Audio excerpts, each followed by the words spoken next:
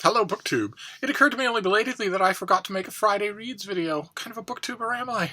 So I want to show you a few books that will occupy my attention this weekend.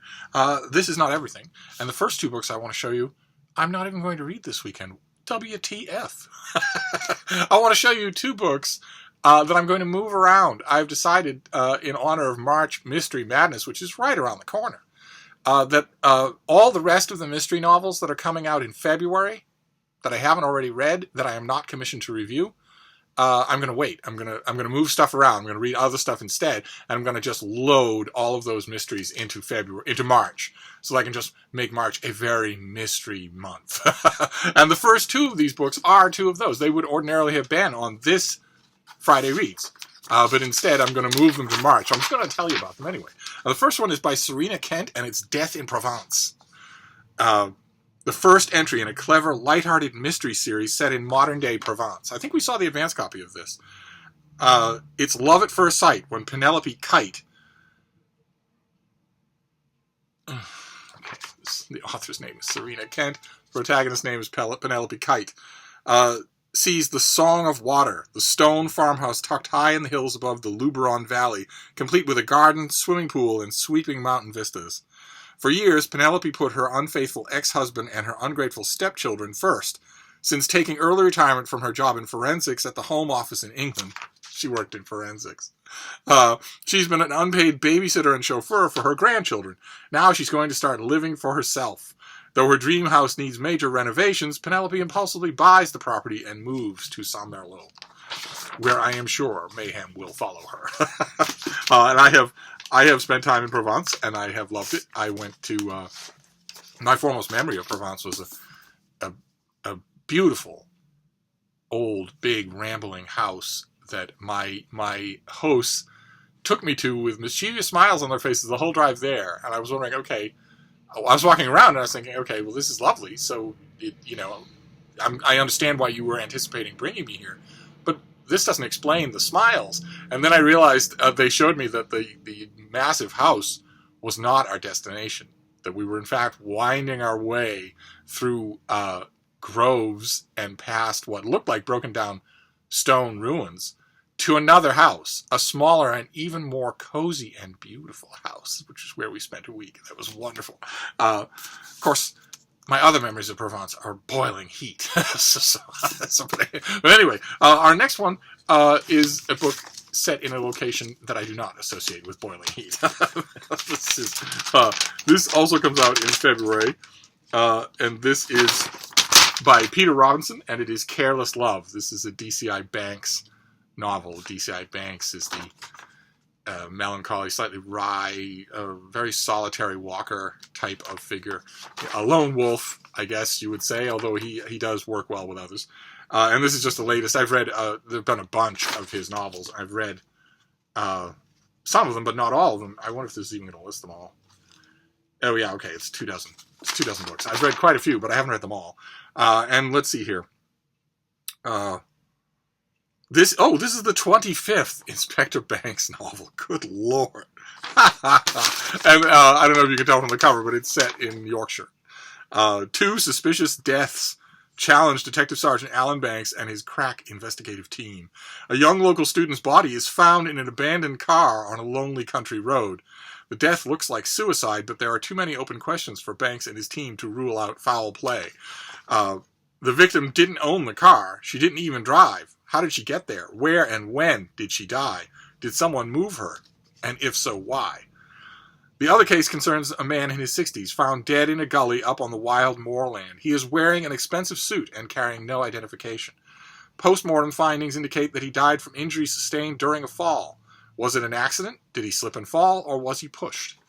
And I read the first chapter of this book, and I have to say, the pub sheet doesn't do it justice. The pub sheet could easily have been torqued to make it more interesting, because the young girl who was found dead is found in a car that had already been in an accident, a non-fatal accident, on a bendy road on the Yorkshire Hills.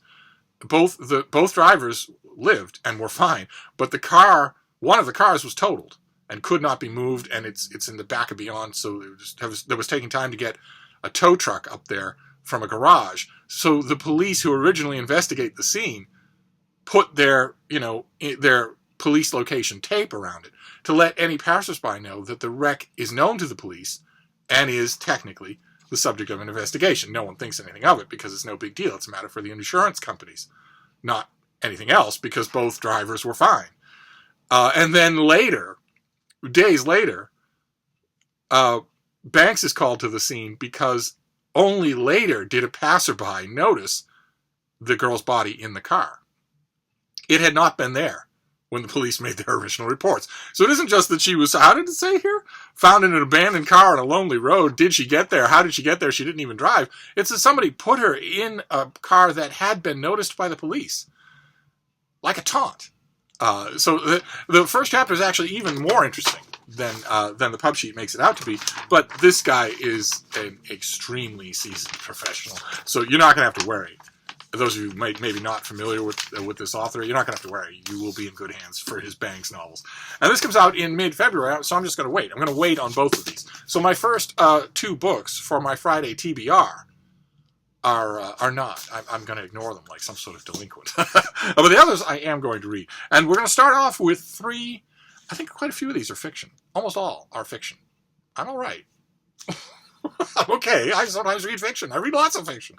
In fact, as I've been pointing out for a long time to people that get exasperated with my constant banging on about dead Kennedys and dead Romans, I actually in any given year read more contemporary fiction than people who read only contemporary fiction. So, okay. All right, now, I'm just not as big a fan of it. It's ridiculous. I mean, as a genre, it is inherently ridiculous. I've got someone, well, I don't know, I'll say he's divorced. Okay, he's divorced. I've got him in the kitchen. But I want him to hear sound in the living room. Well, hell, I'll have him hear sound in the living room. Anyway, 2 of these books, of the 3 that I want to show you next, are YA.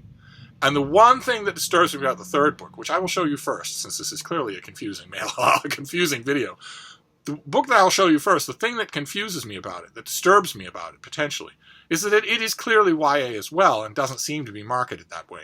And that, I've mentioned before, over the course of 15,000 videos, it bothers me that the money-making prevalence of YA as a subgenre has been causing a little increep into non-YA fiction. All of a sudden, it's causing a YA-ification of a lot of adult fiction, and I don't like that. YA as a subgenre, I might knock some of the, the arm-wheeling, fairy-light, over-caffeinated booktubers who only read it, but I have read a lot of YA that I really, really like. You're going to see that in these upcoming books. And as a subgenre, it has strengths of its own. Its immediacy, for instance, the intensely personal stakes of its plots. It also has weaknesses, right? Even a fan of YA will have to admit that it's YA for a reason. It has weaknesses. For instance, those plots are often telegraphically derivative. The storylines are often free of nuance. No matter what the fans of the genre say, they are often free of nuance. And if a fully grown adult fan of the genre says, no, they're not, they have as much nuance as anybody else, ask them to point out a YA novel that has the kind of resonance and nuance that Leela by Marilyn Robinson does. So I'm going to show you even one. There isn't even one, and that's because that's a feature, not a bug. That is because that is a defining characteristic of YA, is that it is stripped of such things. and non-YA fiction at its best is not. So importing that stuff in, where all of a sudden everything revolves around someone's dating life, and where everything is simple, and where all the characters make Miley Cyrus references, that's bad for fiction. It might be okay for YA, but it's bad. Anyway, this first one looks fantastic. It's a debut, and it sounds fantastic. So I'm going to tell you all about it. But I don't get the impression. I get the impression that it is conceptually, spiritually, maybe even originally YA. I'm not using that as a knock. I'm not knocking the book that way. The book could still be really good. These other 2 YA books, I'm hoping, will be really good. This is by Sarah Archer, and it's called The Plus One. It doesn't come out until summer, but it intrigues me, so I'm going to start on it. It is a page-turning romantic comedy with a high-tech twist. Meet Kelly, 29, valedictorian. See, I could easily picture 19 valedictorian. And gifted robotics engineer to boot. While her professional life is on the rise, her personal life is struggling to get off the ground. With her sister's wedding looming and her attempts to find a date becoming increasingly cringeworthy, Kelly does the only logical thing. She builds her own boyfriend, if only to get her mom off her back about being perpetually single. Kelly planned to pass off her robotic masterpiece, Ethan, as her other half just until the wedding, but she can't resist keeping him around even after the I-do's. Ethan is just too perfect. Gorgeous, attentive, smart. He does, after all, have Google for a brain. All topped off by a mechanical heart endlessly devoted to her. When Kelly is with him, she becomes a more confident, spontaneous version of herself. Plus, for the first time, her mother is actually proud of her. But as the struggle to keep Ethan's true identity a secret threatens to destroy the career Kelly has worked so hard for, she knows she has to kiss her toy boy goodbye. Problem is, she's falling for him. And I know what a lot of you will be saying. You'll be saying, no, you're being too hard. That doesn't have to be YA. That's just chick lit. And I would agree with that, except I think there's a lot of bleed through between those two, more than there ever has been. And it's not a major cause for worry. My main cause for worry will be what it always is, whether or not the author does a credible job. It's just a subject that's on my mind. It will never, in a million years, make its way into a review of the plus one. I'm just unburdening myself to you. That's all. And then the next two are explicitly YA, and they intrigue. They intrigue. The first one is, let me see, let me get the sheet out here. First one, I think I am late to the game on. Yeah, February 1st. February 1st. Okay, so I'll be doing this right away. But it sounded too good to pass up. This is by Charlie Homburg. Charlie Homburg is Charlie Homburg. And it is called Smoke and Summons, with a very nice cover. I think this will intrigue you, the description here. It certainly did me. Set in a captivating world of monsters and magic where humans play host to ancient spirits. This is the first book in a thrilling new fantasy series by the author of the Paper Magician series, which I have not read. As far as I know, this is the first thing I will read by this author. As a human vessel for an ancient spirit, Sandis lives no ordinary life. At the command of her master, she can be transformed against her will into his weapon, a raging monster summoned to do his bidding. Unlike other vessels, Sandis can host extremely powerful spirits, but hosting such creatures can be fatal. To stay alive, she must run, and in a city fueled by corruption, she finds a surprising ally. A cunning thief for hire, Ron, R-O-N-E, owns a device that grants him immortality for 1 minute every day. A unique advantage that will come in handy in Sandis' fight for freedom. Turn page here. But Sandis' master knows how powerful she is. He's determined to get her back, and he has the power to find her wherever she runs. Now, to outwit her pursuers, Sandis must put all her trust in Roan and his immortal device, for her master has summoned to hunt her creatures that aren't merely mortal. And I'm curious to know, a device that makes Roan immortal for 1 minute every day, I'm assuming that means invulnerable for 1 minute every day. Because what difference would it make if the device made you immortal for 1 minute every day and added a minute to your life? I think it must mean invulnerable to harm. But I'll find out, because that really intrigued me. And now that I see the date, I am late getting to this, so I will get to it right away. And then the next one, you're going to recognize, a lot of you will recognize it. This is a series that has had lots of fans on BookTube. And I have been a fan too. I confess, I have been liking the books more as they went along. I think this author has been gaining strength as she goes along. This is by Susan Dennard. This is a Witchlands novel, and this is the latest one. This is Blood Witch. Terrific cover. Just terrific. This is Truth Witch. Remember when Truth Witch made the rounds on BookTube? This is a book set in that world. The Witchlands. Let's see here. Let's see. Dennard returns with Blood Witch, a true gift for fans eager to return to the author's creative and vast land and its captivating characters, especially for fans, for fan favorite Blood Witch Edwin, which this is his novel, with whom many readers have fallen in love. And now, finally, they will be treated to more of his story, which also follows the heroic characters in the saga. But this is Edwin's story. This is he's been a side character. And let's see here. The Witchland is set on a distant continent in which some are born with a witchery, a magic skill that sets them apart from others. The series follows the brave best friends Safi, a truth witch, and Isolde, a thread witch, as well as the cunning ship captain Prince Merrick, who is a wind witch. And the mysterious and powerful Aedwin, as they must navigate warring empires, political machinations, and mercenaries who seek to use their magic for selfish gain. And this is just the latest book in the series. This comes out. When does this come out? Perhaps if I didn't have a New York phone book attached to it, I might know. Oh, this comes out in mid-February, so this is any day, probably a Tuesday, and maybe even now if it doesn't have a strict on sale date. And I have been following the series, and I have been liking it. And I'm trying now that I have Blood Witch in my hand. I'm trying to think of the natural question that anybody's going to have: can you jump in on this book? And honestly, I'm having a tough time. I don't think I could honestly say until I really dig into this book. Because I've never read them with that in mind. I'm wondering. I mean, those are the rest of you who read the Truthwitch series. You tell me. I'm assuming a lot of you came to Truthwitch. Actually, now that I think about it, I came to Truthwitch before I read the first one in the series. I didn't have any trouble at all.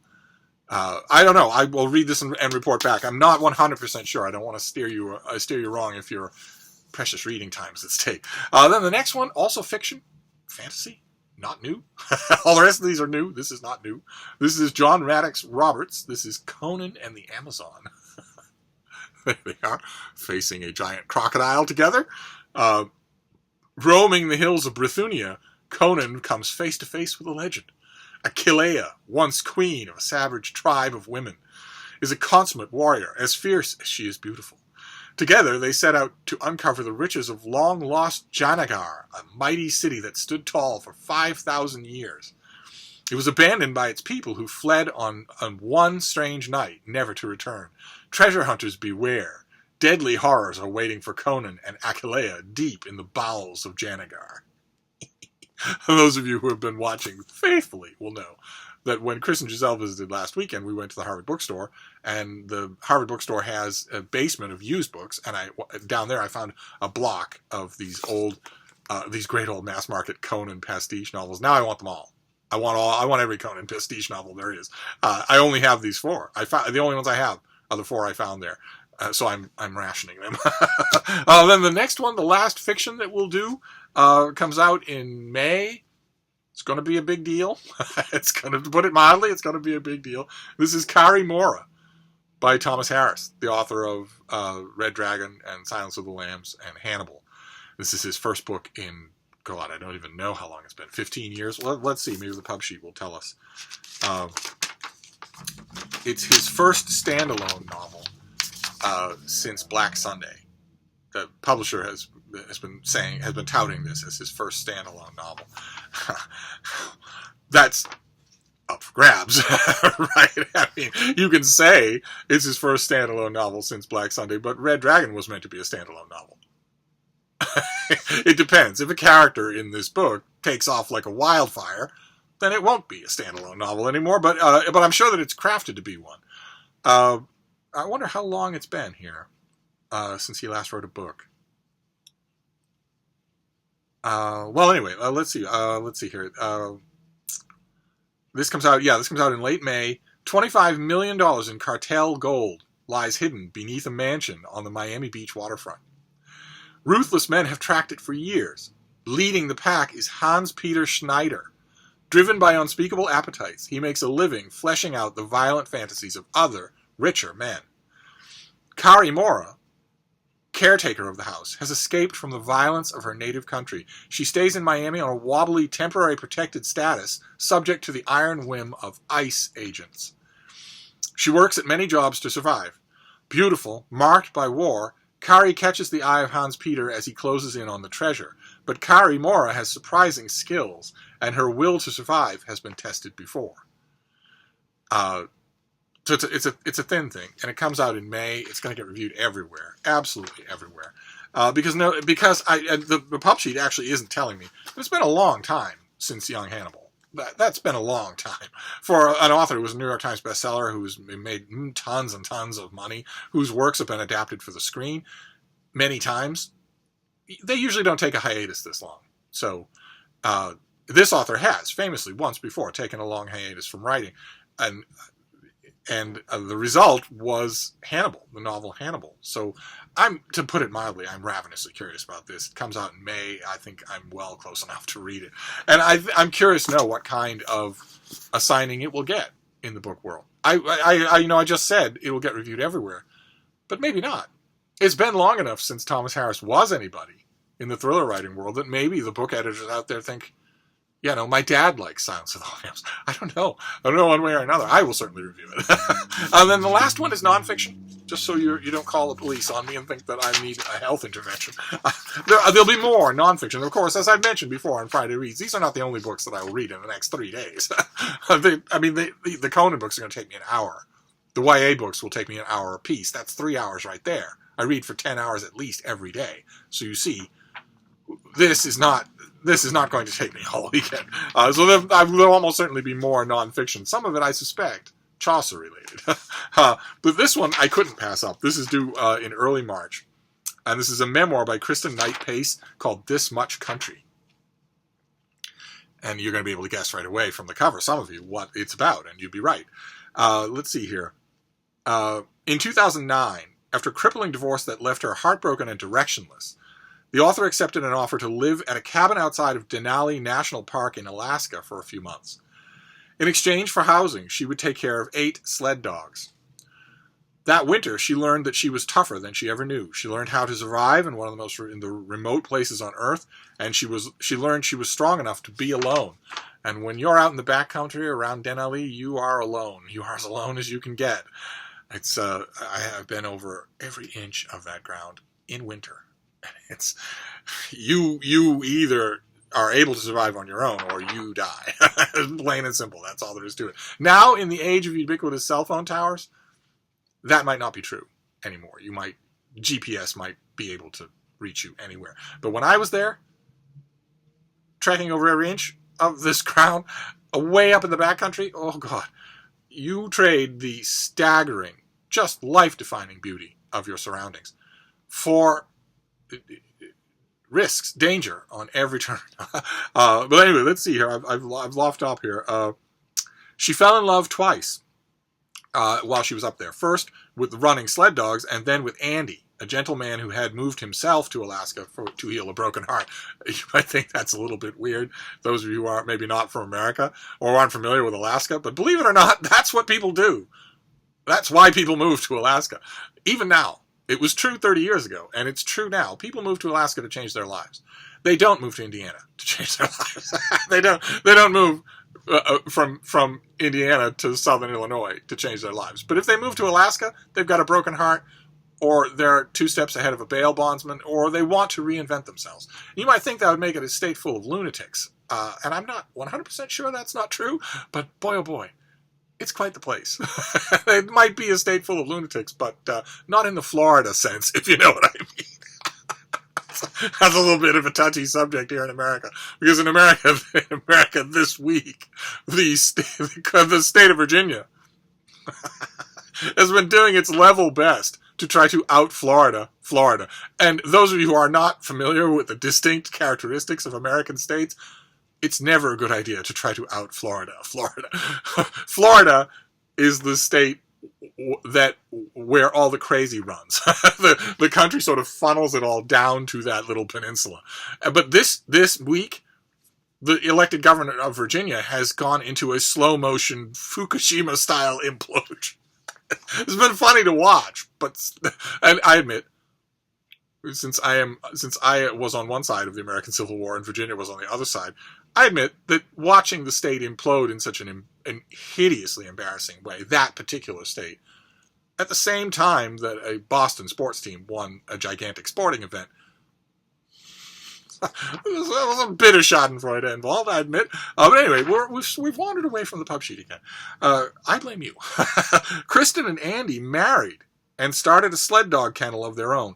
Kristen became determined to compete in the Iditarod, the 1,000-mile dog sled race from Anchorage in south-central Alaska to Nome on the western Bering Sea coast. Since life is filled with unexpected twists and turns, she wouldn't qualify for the Iditarod after her first year of training, but she did qualify for the Yukon Quest, which she decided to run first.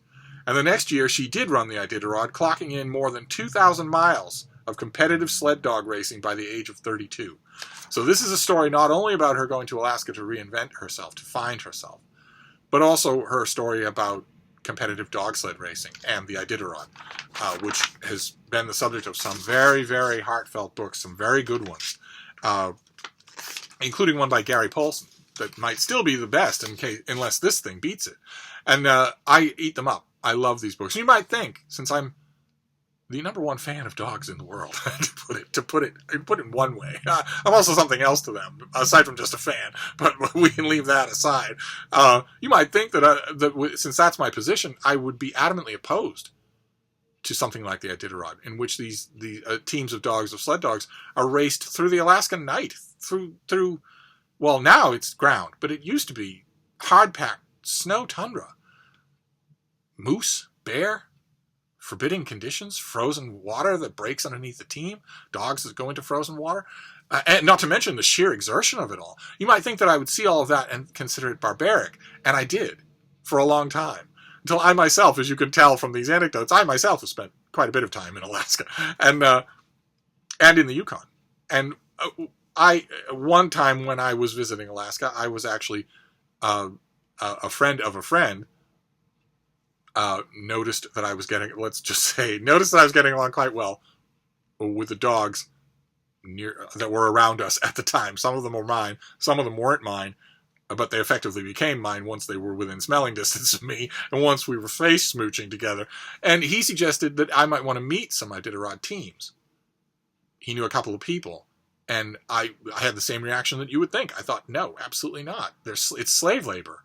All those easy terms. I thought, I'm going to meet dogs that you keep outside in sub-zero temperatures, that you feed, that you feed and treat and train like slaves, in order to make your vainglorious nature a lot of renown when you enlist them in a race, a grueling race that is hell on their bodies. And I didn't say any of that in quite those terms. You don't talk that way to strangers in Alaska if you want to make it back out of the state alive. And like everybody else in Alaska, he was like 10 feet tall. But I did eventually go. And I met the dogs. I met 2 dog teams. And aside from the dogs that have been in my direct company in my life, not including the dogs that were with me that time, but not only then, in Iowa farmlands all over the world, aside from those dogs, I have never in my life met any dogs that were happier than the teams that I met, those 2 Iditarod teams that I met. I've never in my life, aside from my own dogs in my immediate orbit, who had the luxury of the proximity of face-kissing me, I have never met dogs that were happier. I added to the happiness of those teams by face-mooching with them. And also, there's always a little twinge of happiness when an owner or a trainer, in this case she was both, just sternly says, yeah, they're not that kind of dog, don't approach them. There's always a little twinge of enjoyment when I say, how about you let them decide, and then just walk over to them before she can stop me. And all of a sudden she sees dogs doing body quivering face smooches that have never done it before. That always adds to the appeal of the moment. But I had never met, aside from my own dogs, I had never met dogs that happy before. And it changed my mind about the sport. There is absolutely no way that those dogs were doing anything involuntarily. They loved it. They loved how they were being treated. They loved the competition. They loved it. So, faced with direct first-hand information like that, there's nothing you can do. I had to change my mind. So, although I had already been a fan of Iditarod literature, I now look with totally benign neutrality on the sport itself. It will change dramatically as that whole area of the world increases in temperature. The Iditarod Trail without snow is something that no one has really thought of before. I'm not sure how it would work. The snow is kind of integral to a sled, but we're going to have to find out. It could mean the end of the Iditarod, or you could use wheels, I guess, on your sled. But anyway, that is my my Friday reads plus copious anecdotes. so we have This Much Country, an Alaskan and Iditarod memoir. We have Carrie Mora, the new novel by Thomas Harris. We have Conan and the Amazon. We have Blood Witch, the latest in the Witchland series. We have Smoke and Summons, two teens with superpowers. We have the Plus One, a socially dorky robotics genius creates the perfect boyfriend. So maybe my long digression about that was just misplaced. Maybe it is simply chick lit. I can live with that. Like the rest of you, I have read quite a few examples of chick lit that I loved, so I don't have nothing against it. And then I also gave you 2 books for my Friday reads that I'm not going to be reading because I'm some sort of a-hole. The first one is Peter Robinson, Careless Love, and the next one is Death in Provence. And the reason that I had them up is because I originally pulled them out. They were originally on deck for reading this weekend, this long weekend, Friday, Saturday, Sunday, and Monday. And then I made the decision after the fact, after I pulled them out, that I would concentrate on my mysteries in March, for March Mystery Madness. So for the rest of February, I'm not going to read any mysteries that I am not commissioned to write about. Other than that, I'm going to save them all for March, because I figure hardly anybody is as picky about specific week-by-week release dates as a professional book critic. I really don't think it's going to matter. This thing has a pub date of the 16th of February, and I don't get to it until March. I don't think it's going to matter. So I'm going to resist my impulses and herd all my February. I would like to read a mystery every day, a new mystery every day in March. I might read some old ones, but I like I mentioned on this channel before, I have migrated most of my reading to new releases. So why not read a new book, a new mystery, every day in March Mystery Madness? Why not do that? You'll have plenty of other channels to show you backlist. But anyway, I will consider it. I will mull. But I wanted to give you this video just because I didn't think your TBRs were quite hefty enough. Thank you, BookTube.